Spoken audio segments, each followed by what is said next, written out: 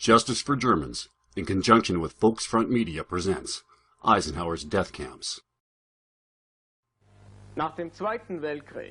After World War II, the focus on historical research,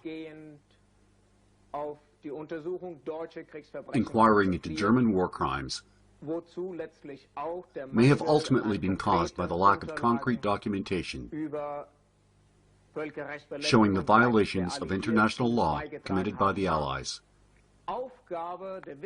It must therefore become the responsibility of historical science to shed light upon this undoubtedly uncomfortable chapter of history, and to determine in what situations which crimes against humanity were perpetrated, and to establish a prerequisite for better compliance with the norms of human rights in warfare.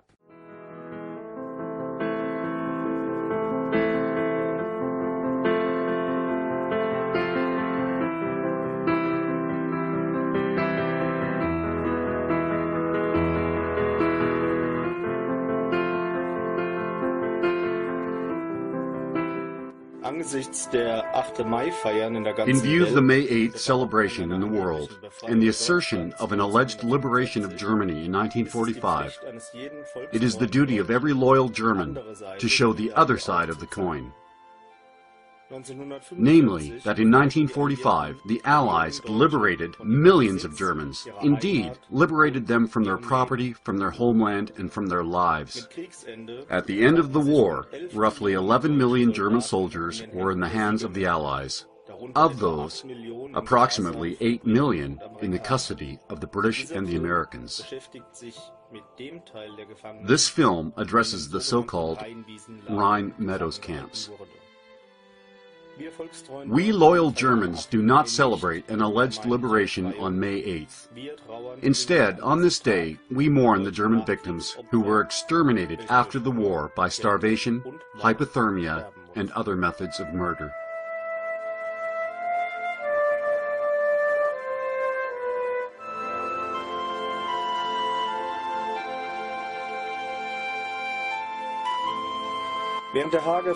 When the Hague Conventions on Land Warfare were formulated at the beginning of the 20th century, the participating countries agreed to subjugate their nations to international law. This new body of law was, amongst other things, meant to humanize warfare, meaning that, for example, violence against defenseless human beings such as prisoners of war would be prohibited. On January 26, 1910, the Hague Ground Warfare Rules were ratified by the attending countries, which included Germany, England, France, and the USA. With regard to the treatment of prisoners of war, the following was established as law under Article 7 of the Hague Land Warfare Rules. The government in charge of the prisoners of war is required to provide for the welfare of their prisoners, and in the absence of any special agreement between the warring countries, the prisoners of war are to be treated equally to the troops that took them into custody regarding the nourishment, accommodation, and clothing. On July 27, 1929, the protective provisions of the Geneva Convention, which were formerly only granted to the wounded in war, were also extended to all prisoners of war. It was determined that, henceforth, prisoners are to be treated equally in every respect and on par with the victor's own troops.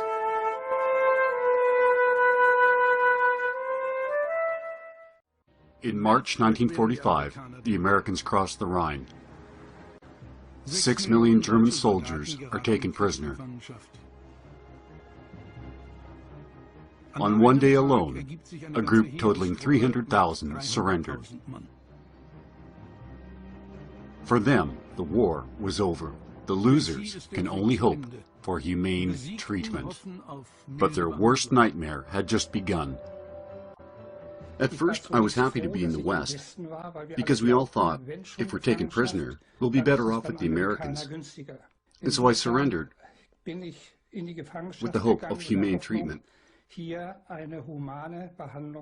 I had no idea what the next 5 months would bring and how disappointed we would become. You arrived in Remagen and were led through the gates of the camp, or driven through it, and then put into your quarters? Would you care to describe for us what that looked like? Well, the way you described it, it almost sounds as if I was arriving at a nice vacation retreat. But the reality was quite different. The horrors began already in Niederbreisig, and then also in Remagen, in the same way, with an enormous shock. We were chased off of the trucks, and then we saw the alley, the Gauntlet Alley, which the American soldiers formed all the way to the gate with 2 rows, armed with wooden boards, chasing us through the gauntlet with these boards. Come on, let's go, come on, let's go. All was hitting us across the lower back, and this was really an experience which I thought was just not possible. I was thinking then, if soldiers are capable of doing this to other soldiers, then we can expect them to do just about anything to us. Above all, prisoners are supposed to be under the observation of the International Red Cross. And after the conclusion of the conflict, all prisoners are to be released as soon as possible. This addition to the Geneva Convention was also signed by the so-called liberators of 1945. In 1943, however, the Allies agreed in secret to designate the German soldiers not as prisoners of war, but as criminals, in total disregard of international law. The high command of the respective Allied forces were thus free to handle the prisoners as they pleased. In this respect, the Supreme Commander of the Allied forces, the future President, Dwight David Eisenhower, received on March 10, 1945, the authorization from Washington not to release the German prisoners of war held on German ground, but rather to keep them imprisoned as so-called disarmed enemy forces. As a result, the prisoners had no protection under international law and were abandoned to the machinations of the victors. After crossing the Rhine in March of 1945, Americans decided that they did not want to bring the German prisoners of war to the camps which had already been prepared for them in northern France. Instead, by order of Eisenhower, they settled the prisoners of war in the farm fields along the western shore of the Rhine River. Of the 188 American prison camps, dozens were located along the Rhine River and the adjacent wide-open areas.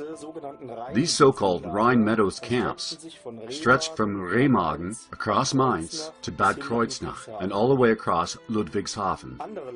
Other camps were frequently dismantled after a while, and the occupants then transferred to the Rhine Meadows camps. At the end of the war, the surrendering soldiers were detained at various battle locations. But also taken into captivity were an unknown number of old men and youths belonging to the Volkssturm, which were civilians in uniform, for example, firemen, National Socialist Party officials, and ordinary civilian members of the party. Furthermore, injured soldiers on leave were rounded up from the hospitals. Female support staff and intelligence personnel, and sometimes even youths, those deemed old enough to hold a weapon, were also taken into custody. The reasons for these breaches of international law and of inhumane treatment cannot be seen as anything other than a determined effort to take the greatest possible number of Germans as prisoners. What happened to the prisoners as they were taken into custody and immediately thereafter was often unpredictable and random. The prisoners were forced onto trucks. They had no idea where they would be taken. One such transport would become a trip of death. We had to stand very close together. They drove very crazily.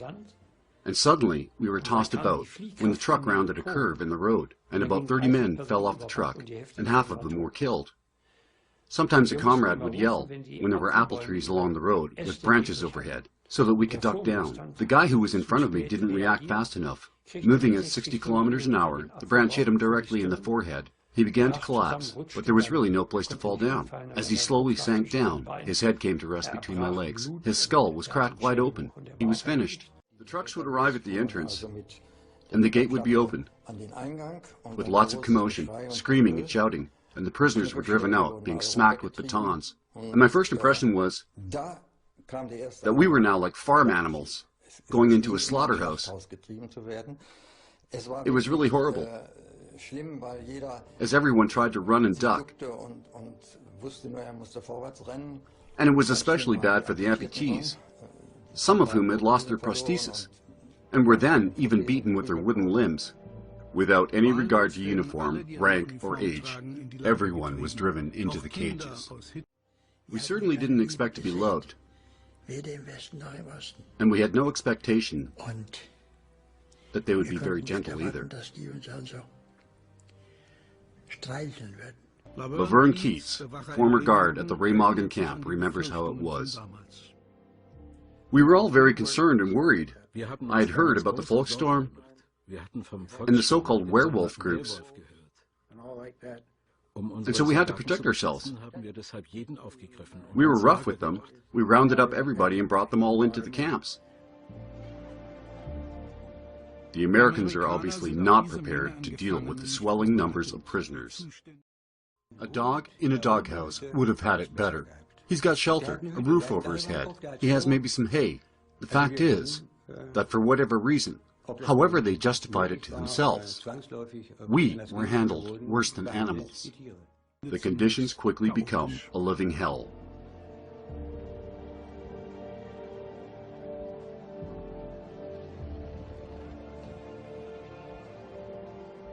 No, we didn't even know where we were going, or even what our job was. We didn't even know who was in charge. There was no organization whatsoever. We had no equipment and no shelter for the prisoners. And it was cold in April. It was really bad. In many camps, from the start, the prisoners received no sort of care whatsoever.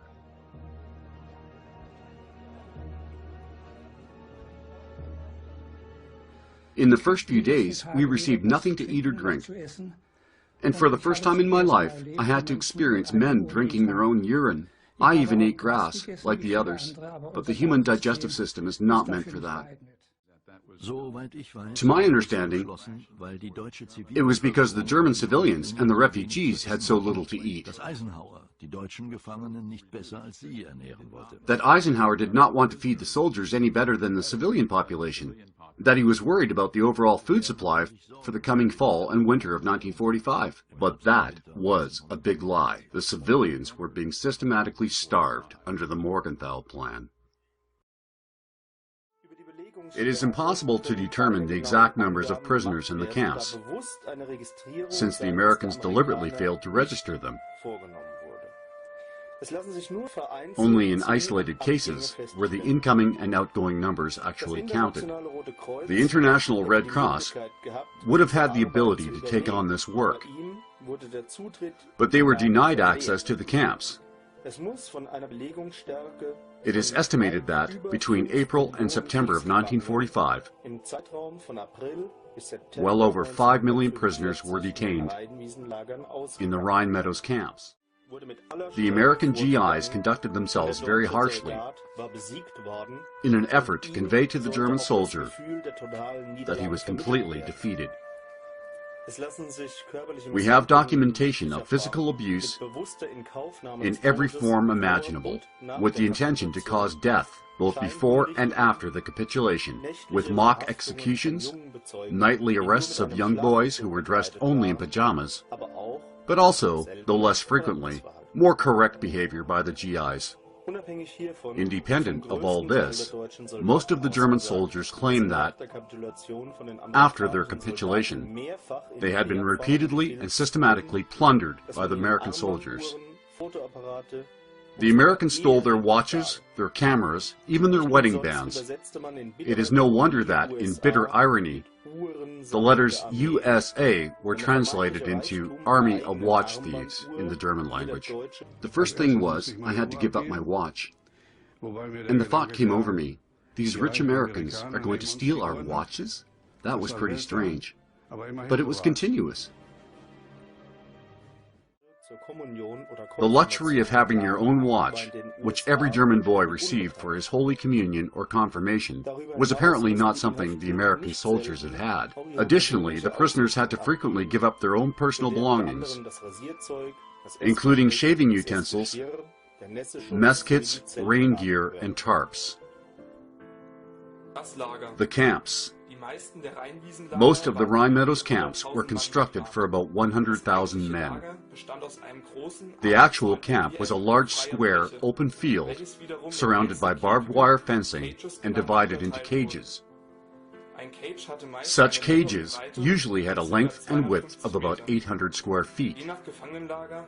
Depending on the location, a cage held anywhere from 5,000 to 15,000 prisoners, divided into various groupings. The cages were patrolled from all sides, and at nighttime, floodlights were kept on. Those attempting to escape were subject to immediate execution, but occasionally the guards would simply shoot into the masses for no apparent reason. After some months had passed, many of the prisoners were transferred to France. 10,000 of them were put to work clearing landmines, an often deadly mission.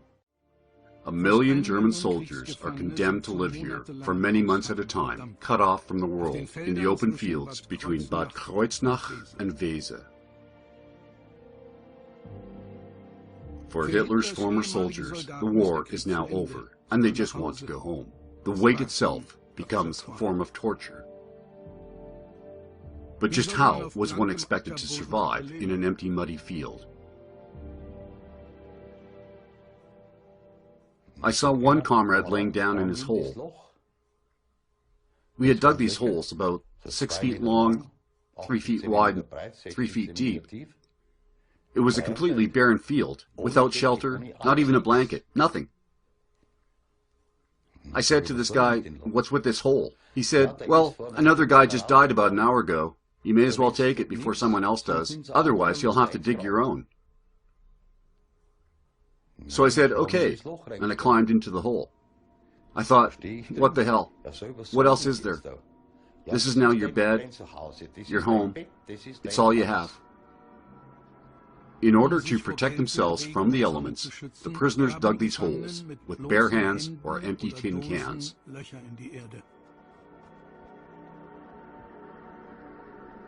The fear of dying in there is always present.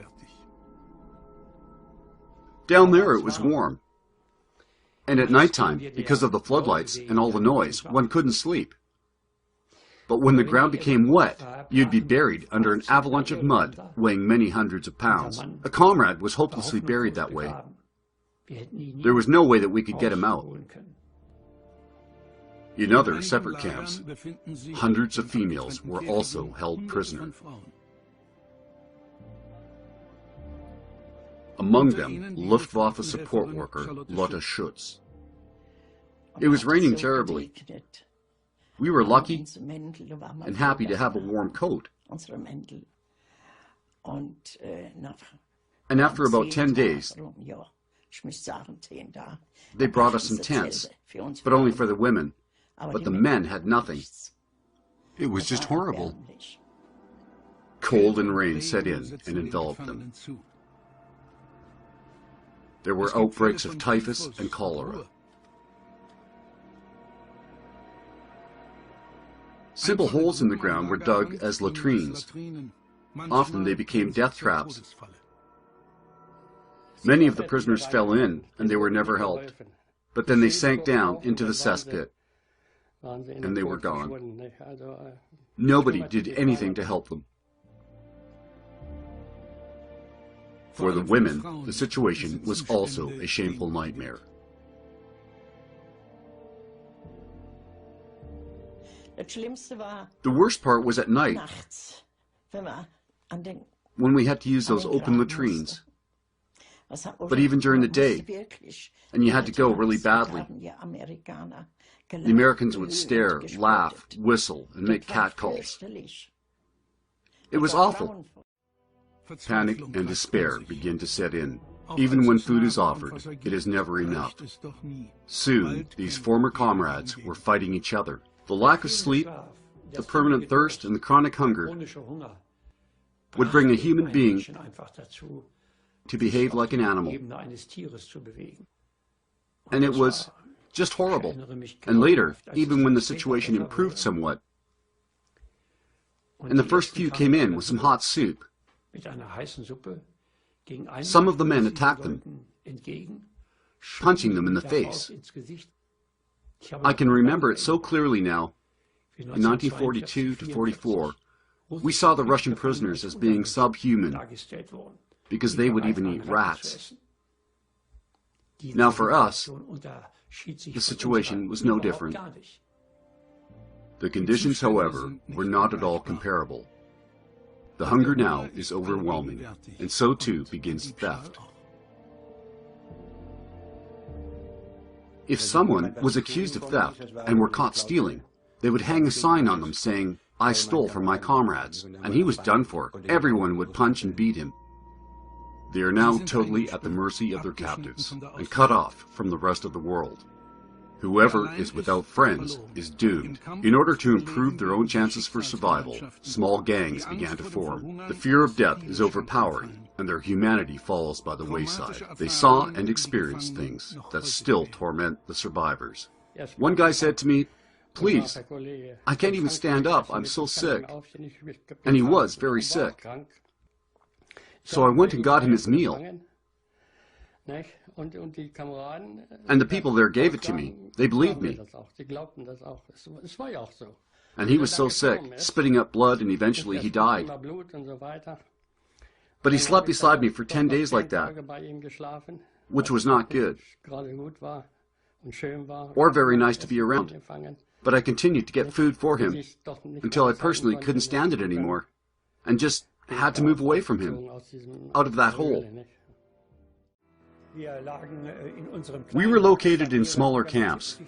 There were several camps with 70,000 prisoners on this one field, without a building, without a tent. Most of us were without a coat, sitting day and night in the mud, and we were totally full of lice. I myself had to stand in line for 14 hours, up to the ankles in mud, to get a tin can of water. Whoever could not hold out that long fell over and was counted to the dead, because no one would come to bring them any water.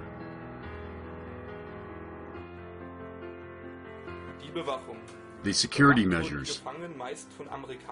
The prisoners were usually guarded by second-rate soldiers, blacks or Polish reserve troops, and former foreign workers. These workers were commanded by other white soldiers. They were seen by the German prisoners as being extraordinarily brutal, arrogant, volatile, and aggressive. Roll call ended with beatings for those who had fallen over due to exhaustion. The soldiers of the Waffen-SS were treated with extreme cruelty, receiving long hours of punitive drills, and brutal beatings to the point of death were frequently observed. There was no respect or restraint in the treatment of high-ranking German officers either. American soldier Martin Breck tried to help. Whenever I would throw them food, the so-called K-rations over the fence, to the prisoners, they threatened me with court-martial. But I continued to do it. They warned me. They said, "Stop it. Don't give the prisoners any more food. That's all they're getting." But I did it, and I kept doing it. Those were rare moments of humanity that the prisoners greatly appreciated. It was a really nice warm day, and suddenly this American soldier nudged me from behind, and he shoved a package of concentrated food rations in my pants pocket. I will never forget that. In those moments, when you are alone and you come face to face with one of them, one had the chance to be seen and respected as being a human being. But in that crowd, never. The outrage is that the Americans deliberately killed hundreds of thousands and starved to death a large proportion of them, or caused them to die from exposure. The Russians also took prisoners, but they themselves were deprived, and so the prisoners suffered equally. The guards were not really much better off than their prisoners. The Russians really couldn't do any better because they didn't have the resources. But the Americans, and this is the outrage, they even turned away help from charities, and that was purely by intention and design. American investigations confirmed further war crimes. For example, 104 German prisoners of war suffocated in an American train transport. 24 others and 3 civilians were murdered at Tambach. And in Luxembourg, U.S. soldiers murdered 70 German prisoners of war. The living quarters. Daily, more men and women arrived from preliminary holding camps, behind the front lines, locked in cattle cars, and on trucks, and they were poured out of the trucks like trash into the cages behind the barbed wire. Some of the prisoners had already died during the transport. Life in the camps and the security and futures of these prisoners was determined by the temperament and mood of the local camp commander. Thus, it was a daily battle for personal survival.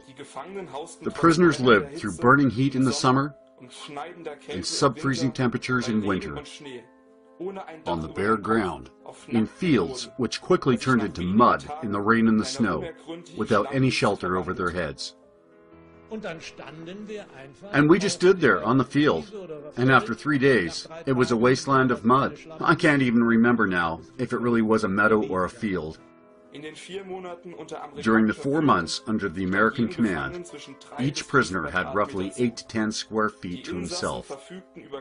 The prisoners had no tools or materials whatsoever with which to make their camps livable. The only possibility was getting a hold of some cardboard, or using empty tin cans or cutlery for digging, and to dig holes in the ground in which to live, which afforded some protection from the elements. Usually 3 to 5 prisoners shared one such hole in the ground, which was just large enough that they could lay in it sideways. The spring of 1945 was wet and cold. It rained and snowed off and on. The field turned into a wasteland of mud. Ernst Albrecht, then just 18 years of age, tried to protect himself from the elements. If we were lucky enough to get a hold of some tin cans, we would scrape out a hole the length and width of our bodies. If it was raining, we put the blankets over our heads and stayed that way until the blankets were soaked through.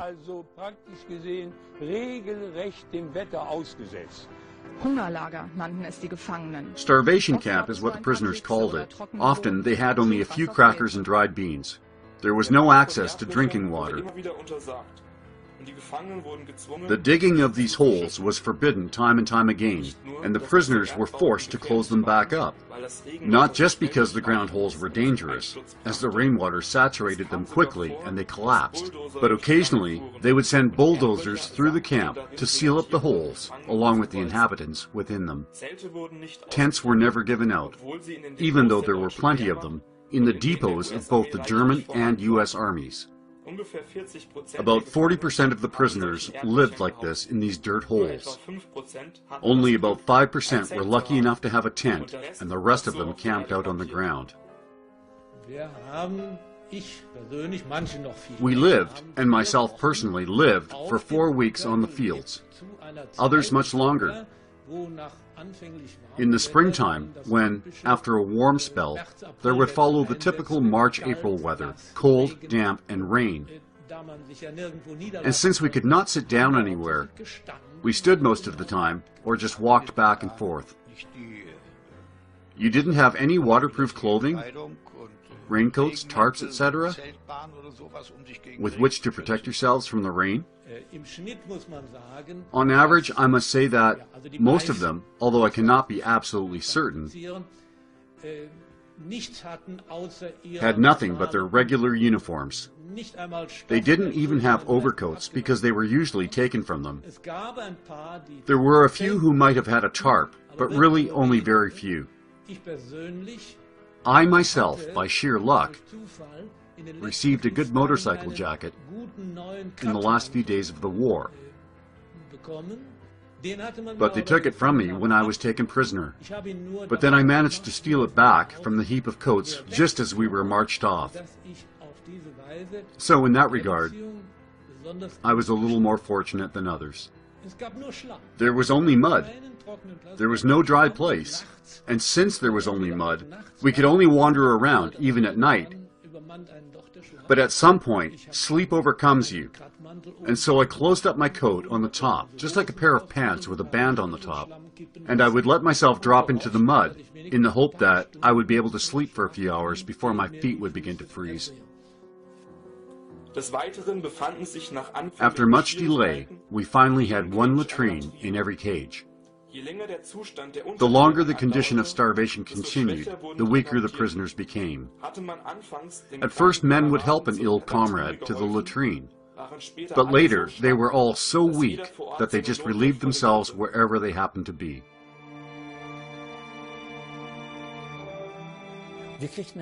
We received some lime for the dead and for the latrine. The only problem was, if a completely exhausted man finally made it to the latrine to sit on the rail and, due to exhaustion, then fell backwards into it, he drowned. No one was capable of helping him. After a while, we were only able to crawl. We no longer had the strength even to stand up. There were so many of us like that. Who could possibly help anyone else?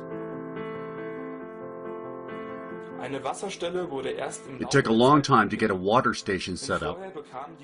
Before that, the prisoners received water quotas.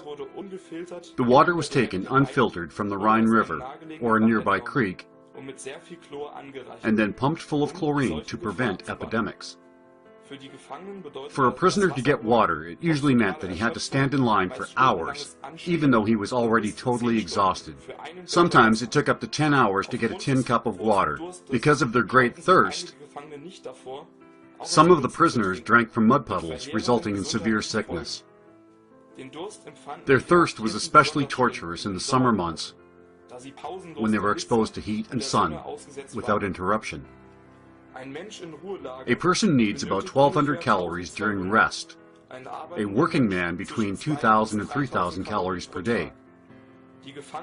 The prisoners in the Rhine Meadows in the months of April through July 1945 received only 400 to 900 calories per day.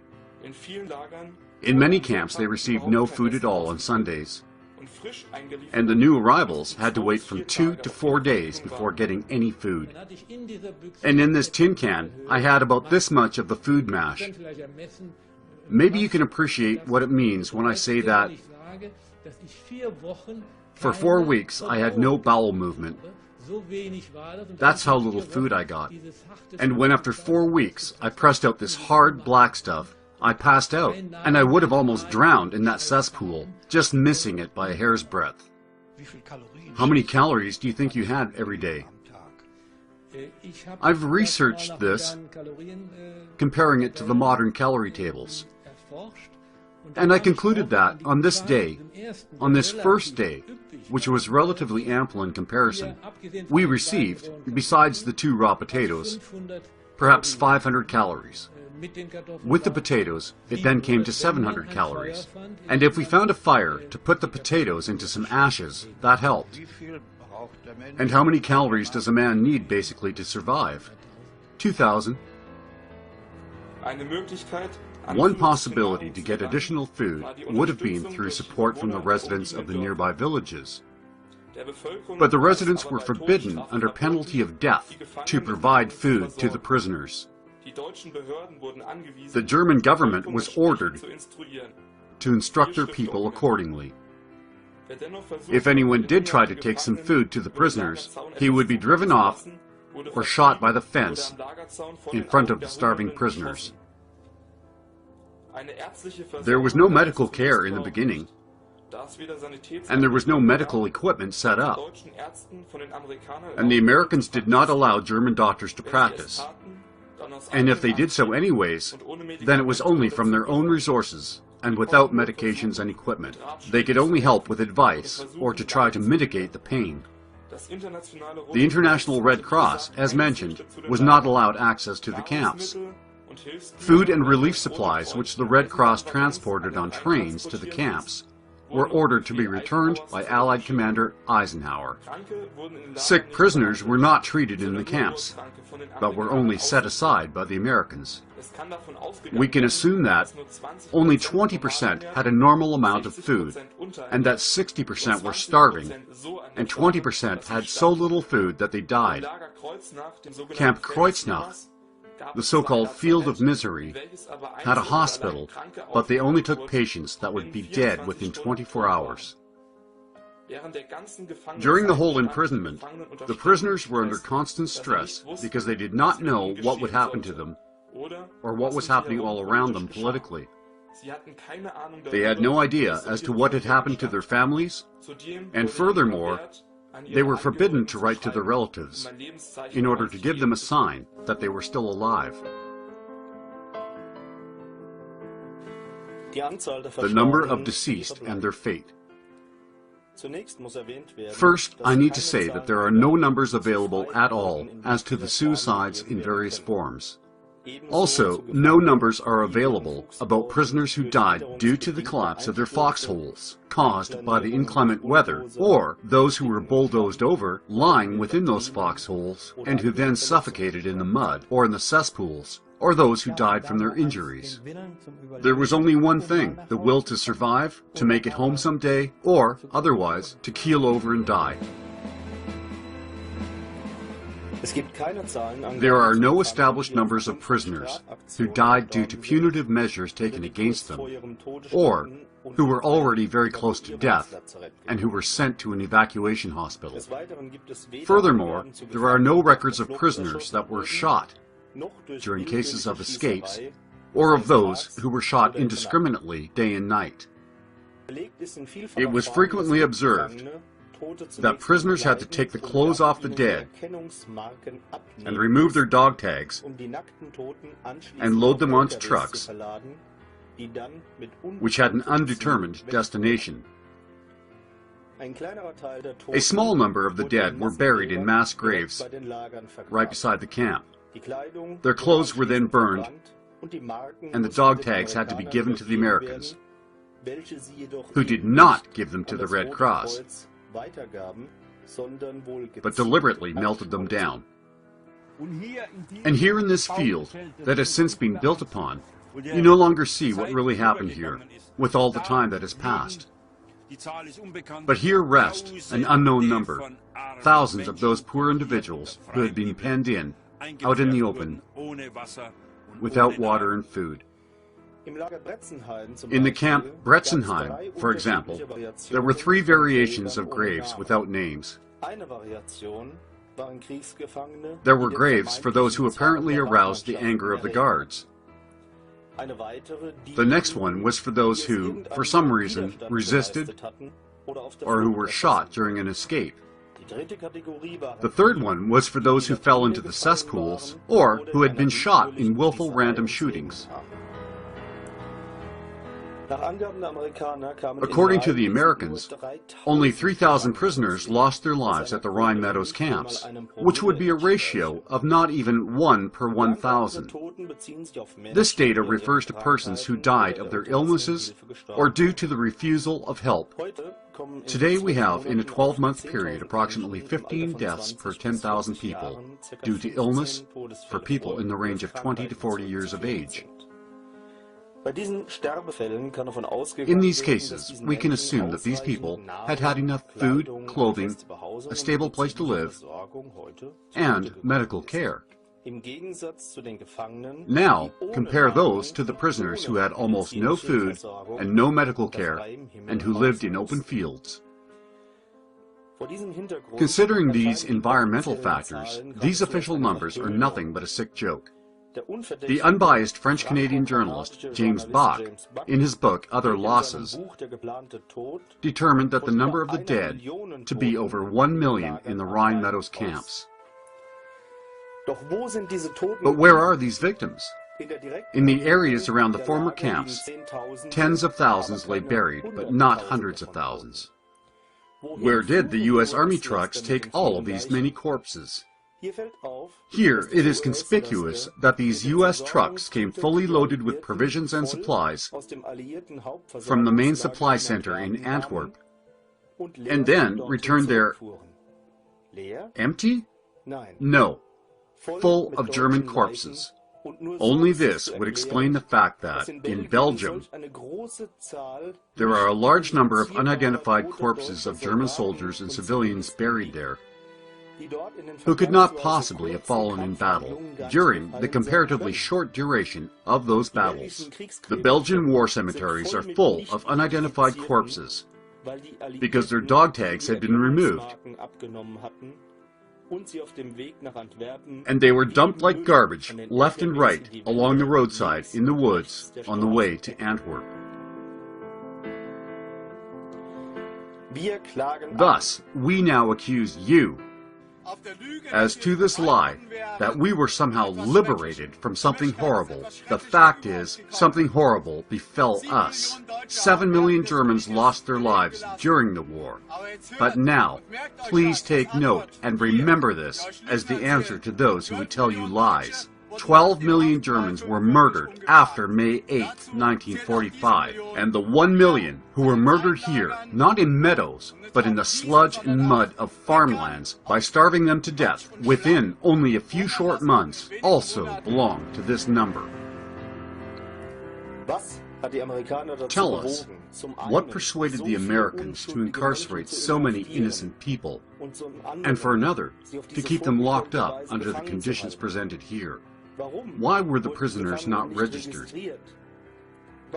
What prevented the Allies from accepting German food supplies, or to use the supplies offered by the Red Cross? Why were these deliberate policies of neglect put into place by the U.S. High Command? Why was it never permitted to give the dead in these mass graves along the line an honorable burial? In conclusion, it has been determined that the systematic murder of these German prisoners has received virtually no attention from the media, and that there is a great need for more detailed research. We hope that this documentary will contribute in a small way towards compiling the evidence of American war crimes. The goal of the victors was, and remains even today, the destruction of the German people. I walked down the Berkusenstrasse, I think it was on July the 15th, and I took a turn into the Eulerstrasse. This was my neighborhood. And as I came down the street, my mother sat in the bathroom crying. I was able to picture it exactly, because she did not even know if her son was still alive. And then the bell rang. And my mother washed her face, dried it off, hoping that the stranger at the door would not see that she'd been crying. Then she walked down the hallway to the door and opened it. And there I stood. And then my mother broke into tears. She was not even able to speak my name. And then only, on perhaps the third attempt, she said, "My boy." And she took me into her arms.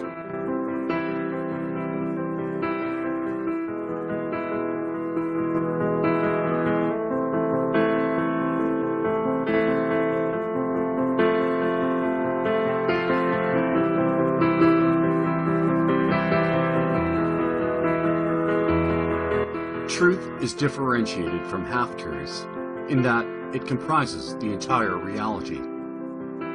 That reality is that the years following May 8, 1945 was a period of absolute oppression of the German people.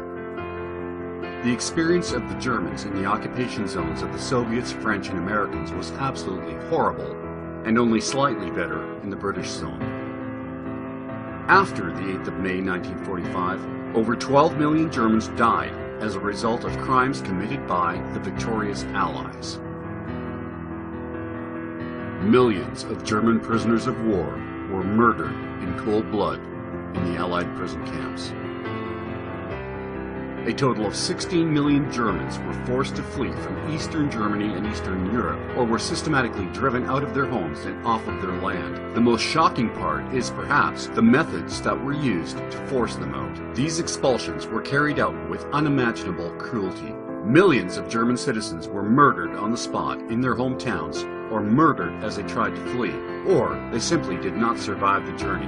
Various causes of death were documented as beatings, summary execution, strangulation, drowning, stabbing, repeated rape, castration, crucifixion, whipping and trampling, burned alive, mutilation, or being stuffed into drums and then pumping them full of sewage. During the Nuremberg show trials, the Soviet interrogating officers frequently had German prisoners of war tortured or shot if they did not admit to their alleged crimes. American and Jewish interrogators, in many cases, let their German prisoners starve for many days, poured feces over them, put sacks over their heads while beating them, in order to soften them up for interrogation. In the Malmedy trial, the accused German prisoners had wooden wedges driven underneath their fingernails or had their testicles crushed in order to force confessions. The U.S. military authority forbade the distribution of provisions and tents to prisoners that were available from the German and U.S. military depots, and they prohibited the giving of food and water to the German civilian population, and they ordered that civilian conscripts take food away and destroy it. The opinion that the Germans alone were responsible for the war, and therefore for the subsequent expulsion of ethnic Germans after 1945, is historically not supported by the facts. The causes of World War II started with European disagreements which led to World War I, and then continued with the unmerciful actions of the victors to heap the sole responsibility for that war upon the German people, and then to plunder them. And it continued on to the Danzig Corridor dispute, and with the discrimination and persecution of the German minority in Poland. The suffering of 16 million German citizens driven off of their land and homes, the captivity of 11 million German men in death camps, and the deaths of well over 6 million German citizens following May 8, 1945, are far too significant to remain ignored, and they stand in stark contrast to those today who still believe that we Germans were liberated. Please stand with us and demand justice for Germans.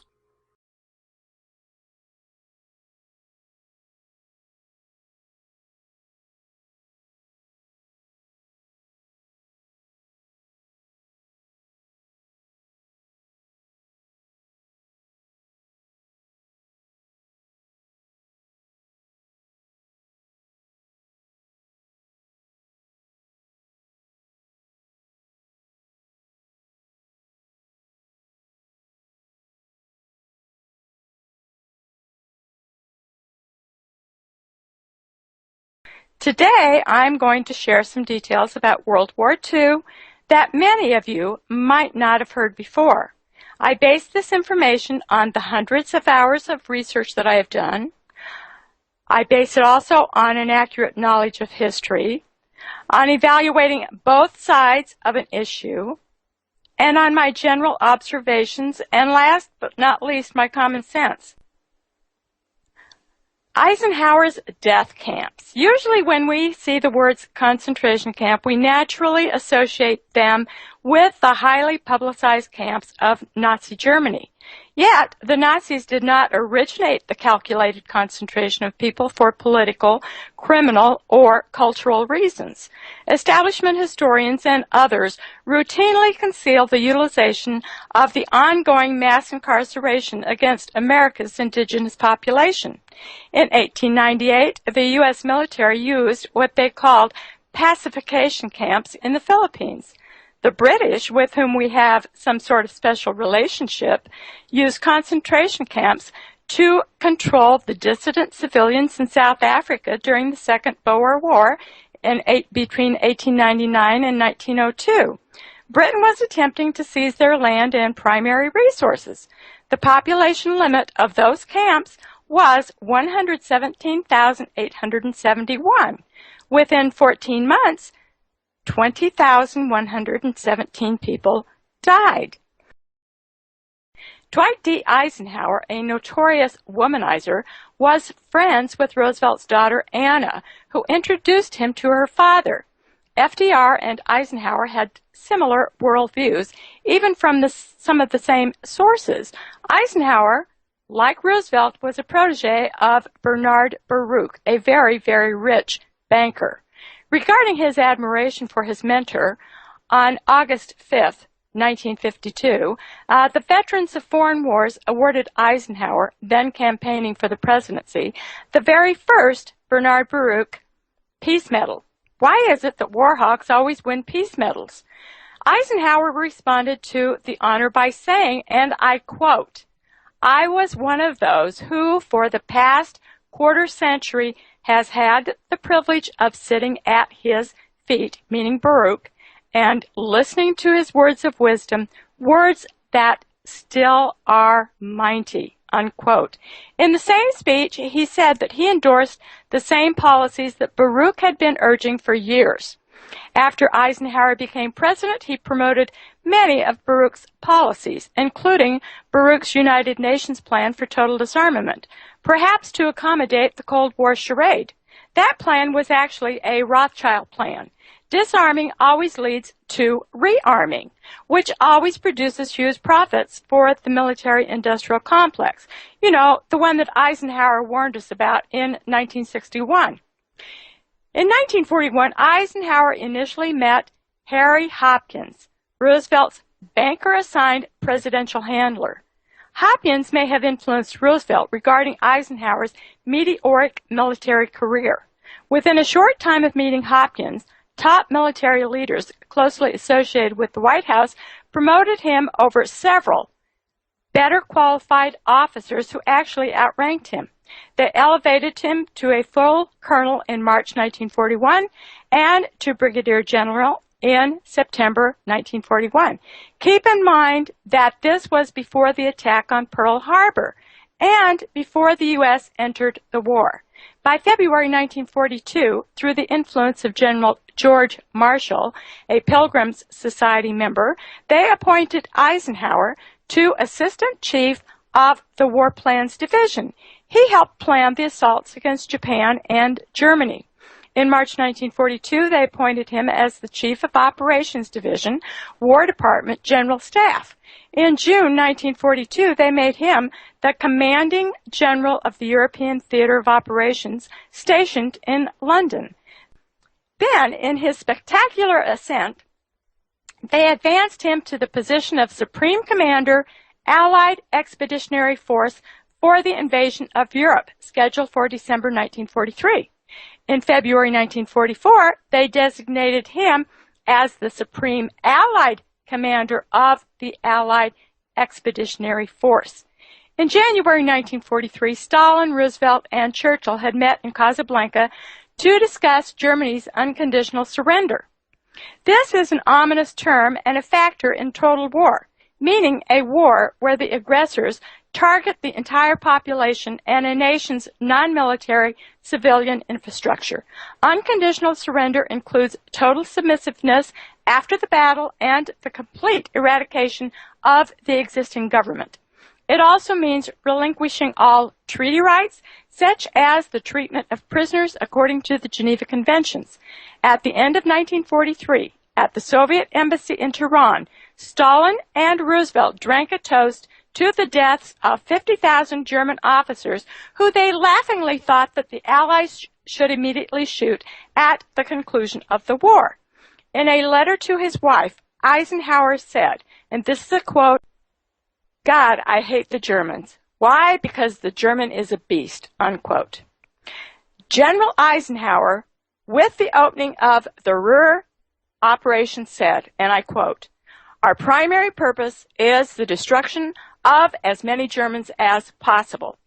I expect to destroy every German west of the Rhine and within that area in which we are attacking," unquote.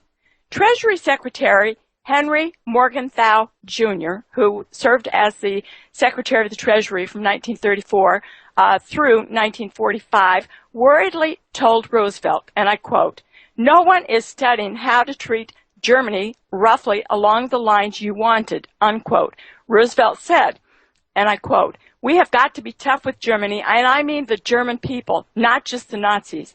We either have to castrate the German people or you have got to treat them in such a manner that they can't just go on reproducing people who want to continue the way they have in the past," unquote. They need not have worried about who was going to implement the extermination plan. Eisenhower had said, referring to the Germans, that he wanted to, and I quote, "treat them rough," unquote. Ironically, the only premeditated mass extermination operation in Germany was the Morgenthau Plan created by Secretary Morgenthau. It is rather curious that the Treasury Secretary would devise an extermination plan rather than the War Department. Even before the Normandy invasion on June 6, 1944, over a year before, by May 1943, with the Axis surrender at Tunis, Eisenhower had several 100,000 German captives, who the military transported in overcrowded boxcars to his camps. He wrote in a letter, and I quote, "It is a pity we could not have killed more," unquote. On February 24, 1944, he appointed his old, very discreet friend, General Everett S. Hughes, as his special assistant, his eyes and ears. He instructed Hughes, and I quote, "Emphasis will be placed on the consultative aspect of your duties rather than on the inspection aspect," unquote. In other words, he could influence policies but had no direct authority to make any decisions. Eisenhower was in charge of all policies, especially regarding the German prisoners. General Walter Bedell Smith, his chief of staff, had endorsed Hughes' abilities and perhaps his tendency towards unquestionable obedience to his superiors. Smith later became Truman's CIA director and helped devise the overthrows of Guatemala's President Arbenz and Iran's Mohammad Mossadegh, along with Secretary of State John Foster Dulles. On August 4, 1944, Eisenhower discussed prisoner rations with Hughes, who constantly reduced them below those set by the supply officers according to the provisions of the Geneva Conventions.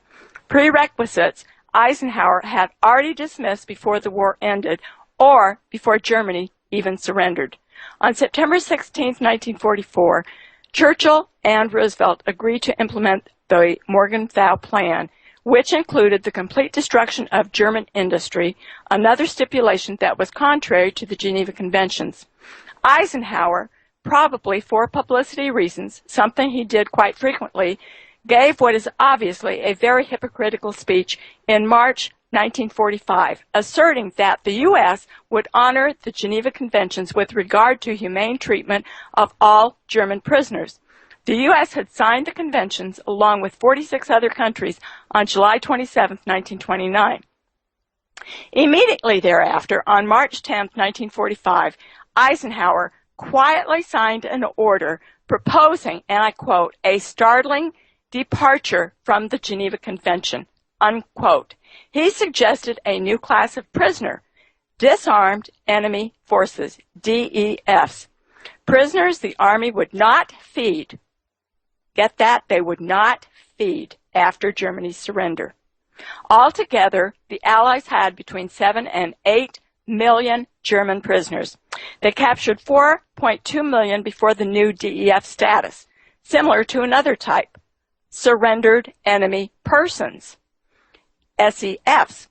Author Giles McDonough writes that the latter captives, about 3 to 4 million, and I quote, "were not entitled to the same levels of shelter and subsistence," unquote. The earlier prisoners were supposedly covered by the Geneva and Hague Conventions, but who equivocates about dates when it is time to decide who is going to eat and who is going to starve? The Soviets had not signed any agreements regarding humanitarian treatment of prisoners of war. Therefore, they were not obligated to treat their prisoners humanely. The Allies intended to use the Germans as slave labor, also according to the Morgenthau Plan, and as discussed in Moscow in 1943 and at Yalta. On April 17, 1945, the U.S. opened Camp Rheinberg on the Rhine, about 6 miles wide in circumference. This was just one of several Rhine Meadow camps, actually just enclosures. Many opened in mid-April. Like the others, this one had no food, no buildings, no tents, no cooking facilities, no water, and no latrines, typical of the U.S. camps in Germany. Camp conditions caused rampant disease among the German prisoners who suffered from exposure, overcrowding, and malnutrition. On April 21, 1945, Eisenhower sent another message to General Marshall, reporting that the new prisoner enclosures, and I quote, will provide no shelter or other comforts, unquote. The prisoners would be obligated to improve the enclosures with any available materials. However, there were no available materials. A later order prohibited the prisoners from erecting any kind of shelter at all. German prisoners often sought shelter by digging holes in the mud. The enclosures consisted of open fields surrounded by barbed wire known as prisoner of war temporary enclosures, complete with searchlights, guard towers, and men with machine guns. By the summer of 1945, the British and the U.S. had more than 6 million troops in their barbed wire enclosures. The Soviets had over 2 million. The open-air enclosures lacked even the barest facilities found in Nazi camps, which usually had kitchens, infirmaries, hospitals, latrines, and barracks. Auschwitz had 2-story heated brick barracks with flush toilets. With no latrines, crowded, anxious inmates, standing almost shoulder to shoulder, by necessity, often relieved themselves where they stood, which created a growing quagmire of contaminated, putrid mud. Latrines, actually ditches, where available, were abominable, perilous death traps for those who slipped. Food, water, and shelter, basic human necessities, were unavailable in the camps, per Eisenhower's orders. Excuse me. Although sufficient food resources, tents, blankets, were available in the Army's supply depots. I'm sorry.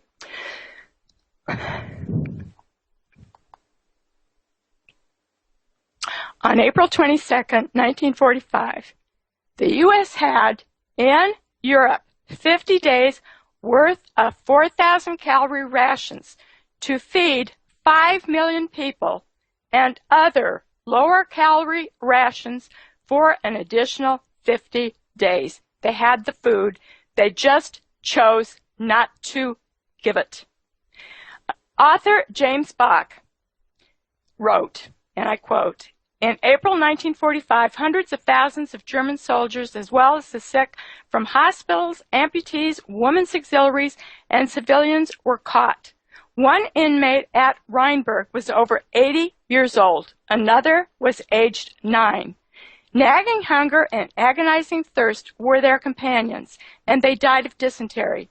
A cruel heaven pelted them week after week with streams of rain.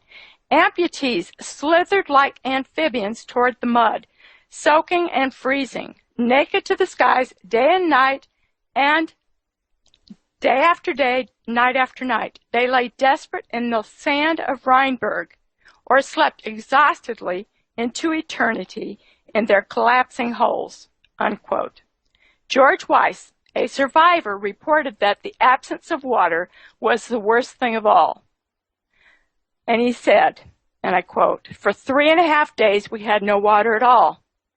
We would drink our own urine. It tasted terrible, but what could we do?" Unquote. The U.S. military would not allow the International Committee of the Red Cross to come within the barbed wire enclosures as permitted by the Geneva Conventions. The U.S. military, per Eisenhower's instructions, did not allow prisoners to receive mail or packages. On April 26, 1945, the combined chiefs of staff in Washington cabled Eisenhower their approval of the disarmed enemy forces status for all German citizens, only in U.S. captivity. everybody was considered an enemy, whether they had fought or not. By April 30th, 1945, there was an additional 2,062,865 of these civilian prisoners. The British refused to apply the DEF status to the German prisoners under their jurisdiction. British Army Field Marshal Viscount Montgomery said, and I quote, "The German food cuts have come to stay.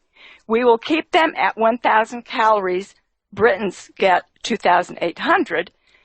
They gave the inmates of Belsen only 800. The minimum adult calorie intake to sustain minimal health is 1,800 to 2,250 for a sedentary individual." Prisoners under Eisenhower's authority were supposed to get 2,000 calories per day, but in most cases they received much less than even half of that amount, probably around 500 calories per day if they got any at all. According to the Geneva Conventions, all prisoners of war should receive the same rations as the occupying military force. This was applicable to all prisoners, those who voluntarily surrendered or the hundreds who were rounded up in the bombed-out cities. U.S. soldiers got 4,000 calories per day. The U.S. military housed some of the Germans not categorized as DEFs, like scientists and other professionals, in choice locations where they received adequate food and shelter. On May 8, 1945, Germany accepted an unconditional surrender as required by the Allies. On May 9th, Eisenhower's headquarters sent a form letter to all of the German cities and towns under his control, warning all citizens who were also starving against public gatherings or trying to provide food for the prisoners in the U.S. military enclosures. If the U.S. military witnessed any civilian giving food to the prisoners, they would shoot him or her. Apparently, U.S. military leaders considered feeding a prisoner a crime punishable by death. According to witnesses, guards at U.S. camps shot and killed several women who had attempted to deliver food to prisoners who were probably family members. Thousands of ordinary soldiers and citizens perished from dysentery, diarrhea, typhoid fever, tetanus, and septicemia, all related to overcrowding, lack of sanitation, and malnourishment, in numbers unheard of since the Middle Ages. Others perished from cardiac disease and pneumonia. Experts attribute about 9.7 to 15% of the deaths to reasons exclusively associated to malnourishment, like emaciation, dehydration, and sheer exhaustion. Thousands ultimately died, no matter what the medical corps officers wrote, simply because Eisenhower's military minions incarcerated them in the hellish enclosures. Each day, mass burials took place in each enclosure. Between May 1st and June 15th, 1945, the death rate was 80 times higher than anything they had ever witnessed. By the end of May, just 1 month, more people died in the U.S. enclosures than in the bombing of Hiroshima, which 140,000 people died. Eisenhower imposed strict censorship after Victory in Europe Day, May 8th, 1945, more so than when the battle still raged. Newspapers in the U.S. did not report anything about Eisenhower's camps, especially not in the New York Times, who even admitted on May 27th, and I quote, "The American people are being deprived of information to which they are entitled," unquote. Well, things haven't changed a bit now, have they? General Eisenhower of the Supreme Headquarters Allied Expeditionary Force controlled over, get this, 200 barbed wire enclosures in northwest Europe that incarcerated 5,224,310 by June 1945. The worst of the U.S. temporary enclosures were the Rhine meadow camps, such as Bad Kreuznach, I'm going to butcher these words, Remagen, Sinzig, Rheinberg, Heidensheim, Wickrathburg, and Buderich. All the enclosures were overcrowded, putrid, and disease-ridden. For instance, the capacity for camp number 18 was not to exceed 6,000 to 8,000 prisoners. However, there were 32,902 prisoners held there. At least 1,400,000 German prisoners failed to return to their homes following the war. Author Giles McDonough wrote that at least 1.5 million Germans died in those camps due to their ill treatment and starvation. In contrast, in 1945, the American Red Cross said that 99% of the U.S. POWs held in German camps had survived and were soon returning home. Information about these camps never appeared in any newspaper anywhere, then or now. The U.S. government sponsored subsidized and sanitized history books protecting their participation in the total destruction of Germany and many of its non-combatant people. Willy Brandt, U.S. puppet chancellor from 1969 to 1974 of the Federal Republic of Germany, through the West German Foreign Office, provided a long-term cover-up of U.S. atrocities. The U.S. maintained a strong presence in West Germany. In 1976, West Germany, one of six nations, helped found the Group of Six, G6. Martin Brecht from Manhasset, New York, was an 18-year-old private first class in Company C of the 14th Infantry. In 1990, when he revealed his story after decades of silence, he was a professor of philosophy and religion at Mercy College in New York. In 1945, his superiors assigned him as a guard and interpretator at Eisenhower's death camp at Andernach along the Rhine River. Brecht relates that the U.S. detained about 50,000 prisoners of various ages just at Andernach on the Rhine River in Rhineland-Palatinate, Germany, in an open field enclosed by barbed wire. They kept women in separate open-air enclosures. The prisoners had no coats, blankets, or any visible shelter. They were compelled to sleep on the ground, often muddy, wet, and cold. They used a trench for human waste. Rations consisted of a thin, watery soup to which the emaciated prisoners added grass and weeds to ease their hunger pains. Prisoners weakened by persistent dysentery often lay in their own excrement. The U.S. military had sufficient food and medical supplies. Brecht, sympathetic to the suffering of the prisoners, was outraged at the indifference of the camp guards. He questioned his superior officers, and they told him they were under strict orders from higher up. The majority of the other guards did not share Brecht's compassion for the prisoners. Most viewed the Germans as subhuman who deserved whatever happened to them, even a torturous death. The U.S. government had produced massive amounts of anti-German propaganda to indoctrinate the troops.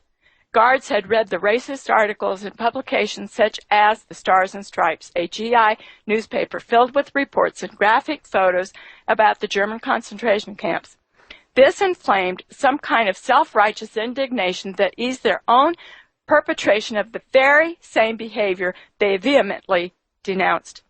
The prisoners were mostly civilians, farmers, working men, many of whom languished into a lethargic state of listlessness. Some prisoners, in a desperate suicidal hopelessness, attempted to escape by climbing the barbed wire, knowing the guards would immediately shoot them. On May 8, 1945, the end of the war, U.S. soldiers expected that they were going to return home. However, that was not the case, for now the occupation began. Camp Andernach, referred to as a killing field, quote-unquote killing field, was now part of the French zone. The U.S. military transferred German prisoners formerly under its jurisdiction to the French military authorities. The military force-marched the prisoners to another camp. Those who could not keep up the pace and fell behind were bludgeoned and rolled to the side of the road where their bodies were later collected by a truck. By the end of 1946, the U.S. military had emptied most of its camps. The French continued to hold prisoners until 1949. Between 1947 and 1950, the U.S. government destroyed the majority of the incriminating records regarding the U.S. prison camps. The Germans maintained that more than 1,700,000 soldiers who were determined as living at the end of the war, May 8, 1945, never returned home. The Allies reviewed all responsibility for the atrocities committed against the German prisoners, but are quick to blame the Soviets for all inhumane abuses within all of the camps. According to the congressional record of January 29, 1946, Eisenhower said, and I quote,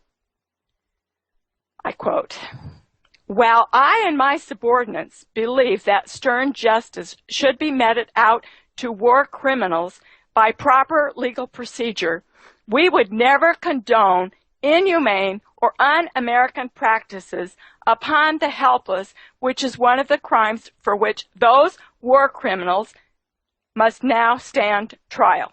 Unquote. On September 27, 1948, Eisenhower was awarded an honorary humanities degree by the Jewish Theological Seminary of America in New York City. The audience applauded his efforts in ending the Nazi terror and honored him for his military accomplishments and for the high moral standards that he demonstrated and for his, and I quote, statesmanship, tolerance, and humaneness, unquote. They congratulated him as, and I quote, a soldier of intellectual integrity with a love for peace and his fellow man, a beloved counselor of our people in peace as in war, unquote.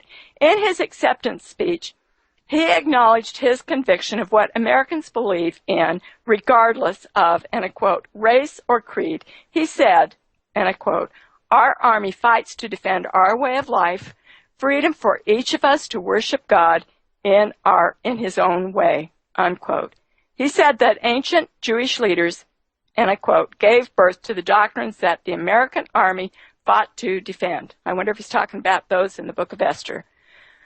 He concluded, all the world is the seed of Abraham, unquote. So I hope that gives you kind of a different viewpoint of Eisenhower, and I hope that you will investigate this on your own.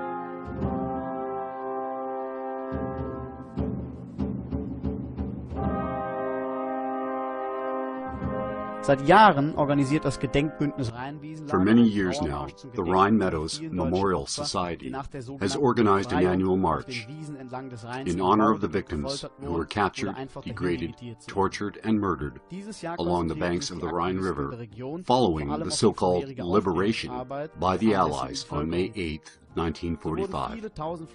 This year, the group focused on the evidence collected from years of investigations into these crimes in order to raise public awareness.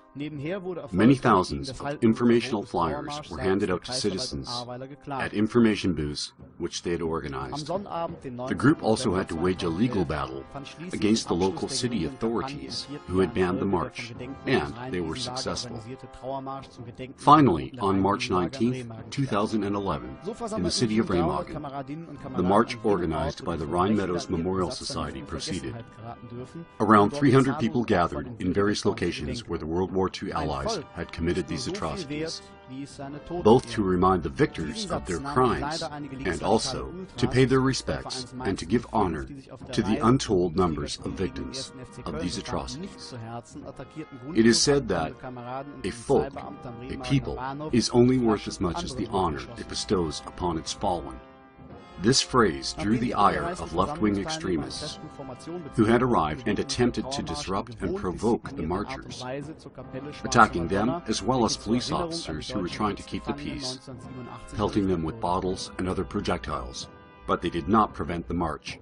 As the marchers, all dressed in black, arrived from all across Germany, they gathered at the various locations, including at a chapel which was built in 1978 in honor of the German prisoners of war. They then proceeded to march, maintaining a high level of discipline, and all conducted themselves honorably. There were numerous speakers who spoke to those who were in attendance, and who described the nature of the crimes that were committed, and how shamefully the American army had treated their captives, and they eulogized the victims. 1 million soldiers were killed at this location, and we now seek justice for these crimes.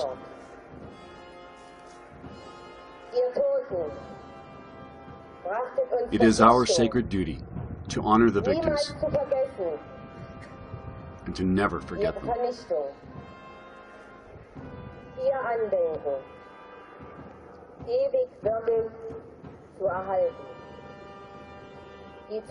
And moreover, to build our future in full consciousness of these victims, of the cold-blooded victors.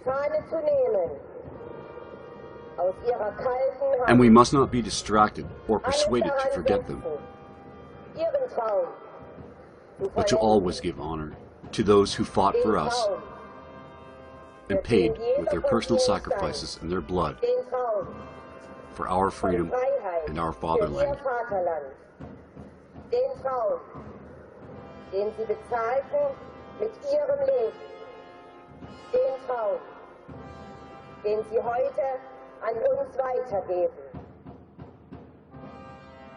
The first speaker at the memorial service was Sven Lobeck. He gave a detailed description of the crimes and atrocities that were committed against the German prisoners. He said, many years in advance, the Allies had devised this plan, and they conspired to murder as many Germans as they could.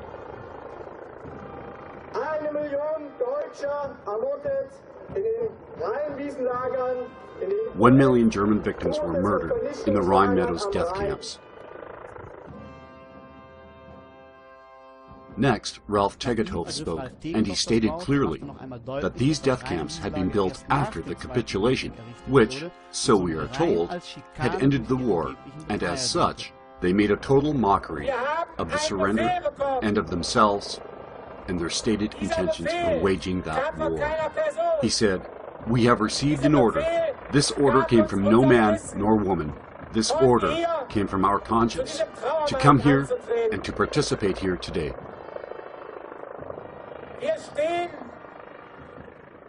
We are the product of 3,000 continuous years of German civilization and history. We stand here upon sacred German soil. We stand here along the Rhine, and we give honor to all those who,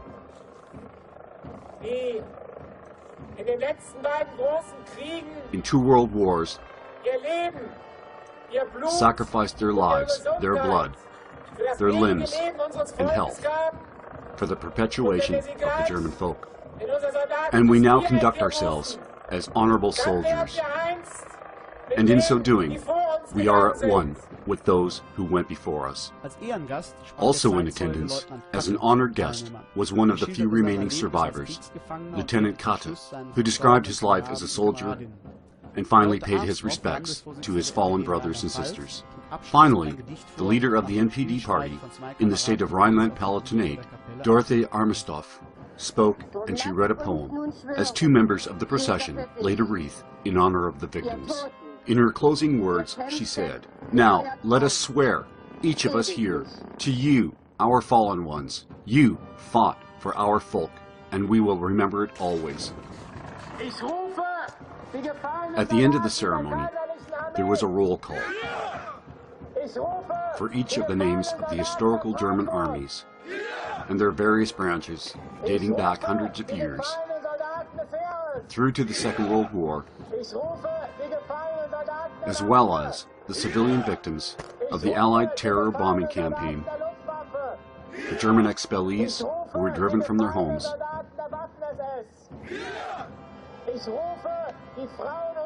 and all of the civilian victims of the Allied post-war policies of extermination of the German people.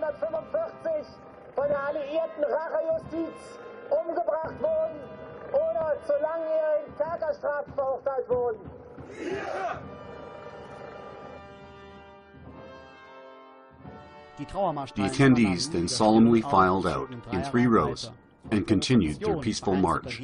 They ignored all of the provocations from other groups who had gathered to demonstrate against them, continued on with their march, observing total silence.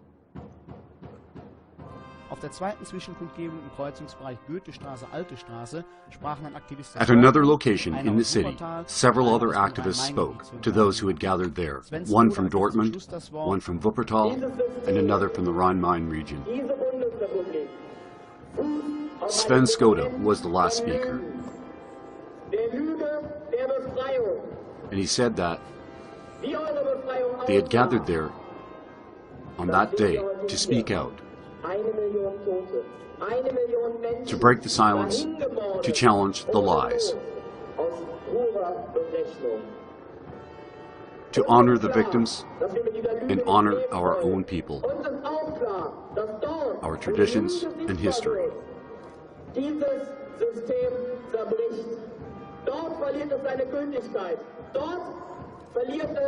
In closing, he said that only the truth can set us free. He added, there are still Germans alive today, including young people, who now proclaim that I would rather die than to live in this system under silence and lies. From there, the march continued, back to the train station where they had begun, where the day's events officially came to a close, successfully concluding the 2011 march. Neither provocations nor lies from the mainstream media could prohibit that on the streets of Remagen, a better Germany could be displayed here for all to see. 1 million victims called us here today to speak for them. 1 million victims will see to it that we are here again next year. Germans from all over our country will be back to do it again.